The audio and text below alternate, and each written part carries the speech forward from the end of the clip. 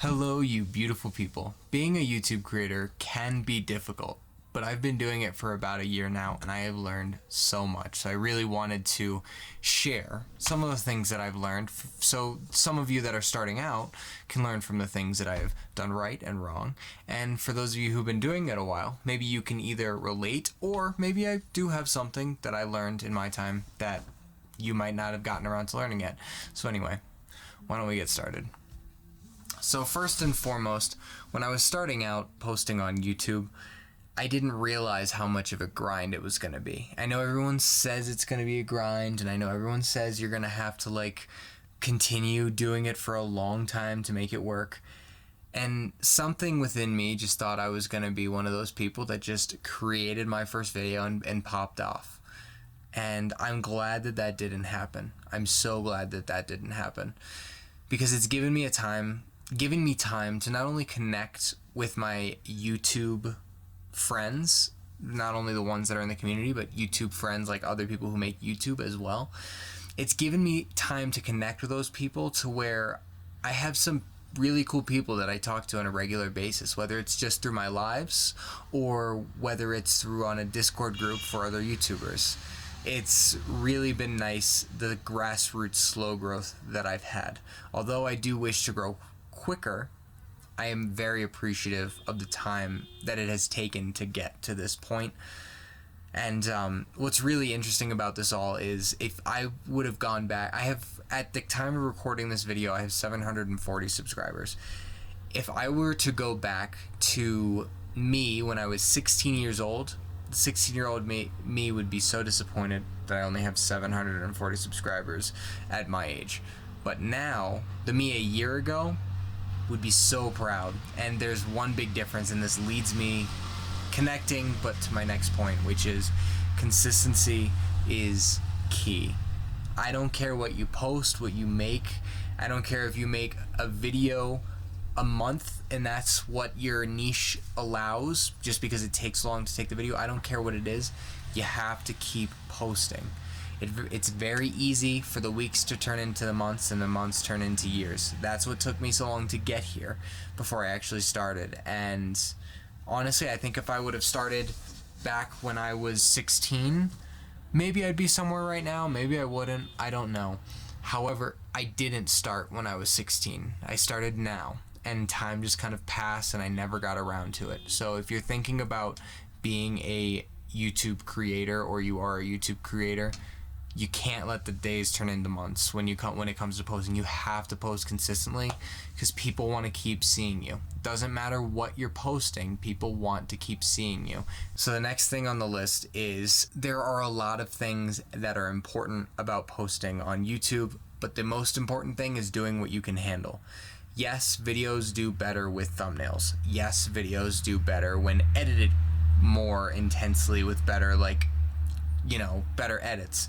Yes, videos do better when you script them, generally, depending on I don't script my videos, but depending on the YouTuber, it does better when you script your video. Doesn't matter, do what you can handle. Don't do anything more than that. Now, the trick here is not to confuse yourself with what you can and cannot handle, but don't take on more than you can handle, because the worst thing that could happen is you go strong. There's birds fighting above me right now. Okay. The worst thing that can happen is you're going strong for a month, and then, or 3 months or 4 months, and then you fall off the face of the earth for 4 months. And then you're building that traction right back up. And the worst thing that you want is to put out a video and one of your old subscribers see it and be like, oh, I haven't seen this guy in forever. I don't watch his content anymore. I don't watch her content anymore. I'm just gonna unsubscribe.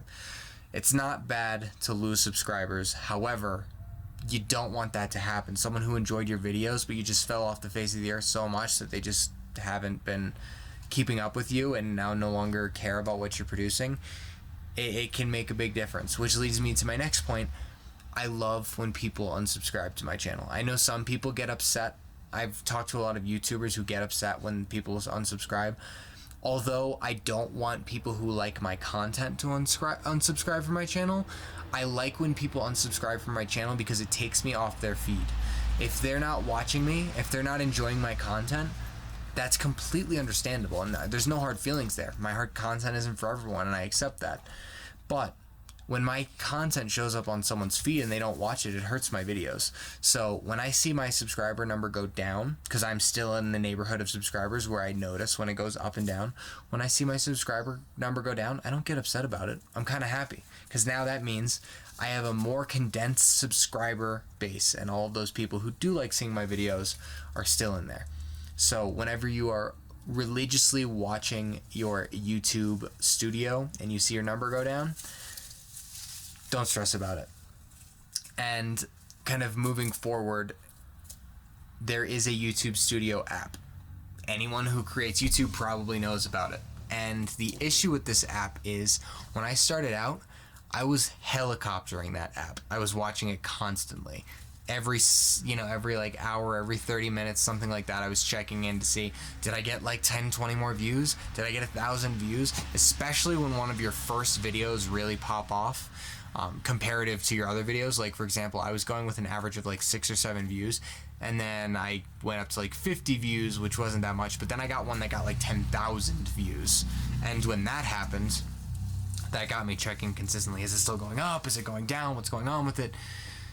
Don't stress about the YouTube Studio app. It's a great tool, and when you have time to sit down and really look at it, it has some beautiful stuff that can really show you how to make your content better if you know how to look at the numbers.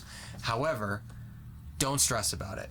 Once you put the video out, put your phone down, come back the next day, then answer comments. Come back the next couple days, then answer comments. Don't sit there and wait for comments right away.